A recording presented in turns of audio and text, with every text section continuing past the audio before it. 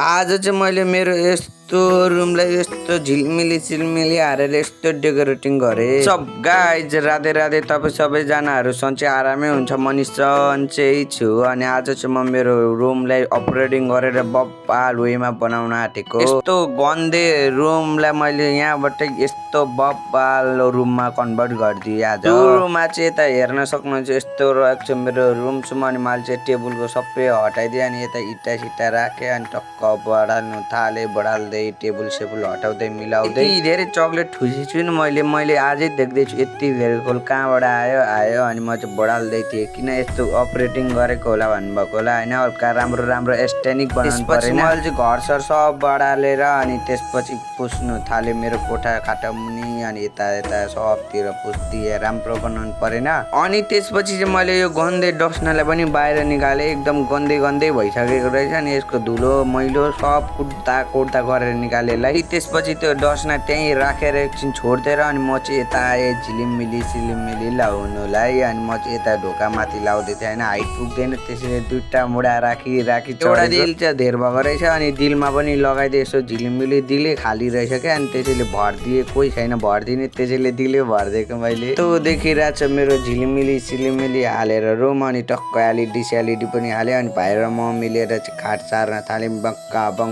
उठ्दैन के साह्रो भारी भन्छ भाइ चाहिँ, म एक्लै उठाइदिन्छु। अनि मैले चाहिँ टक्क डस्ना लगाएर अनि तन्न अल्टाउनु भन्नाले नि मिलाउनु थालेँ अनि टक्क मिलिसकेको छ रुम। सुरुमा चाहिँ नेपालकै झन्डाबाट गर्नुपर्छ चाहिँ नेपाल अनि रुम सुम मिलाएँ टक्क डस्ना सस्ना हालेर अनि त्यसमाथि झिलिमिली अनि त्यो तन्ना सिरने आयो हजुर भने जस्तै गर्दै भिडियो नि बनाएँ मैले। अनि बेलुकातिर चाहिँ राति परेपछि राम्ररी देखाउनु पर्छ भनेर टक्क ढोका खोले। यस्तो देखिरहेको थियो। सुरुमा चाहिँ एलइडीबाटै जुम गरौँ है त,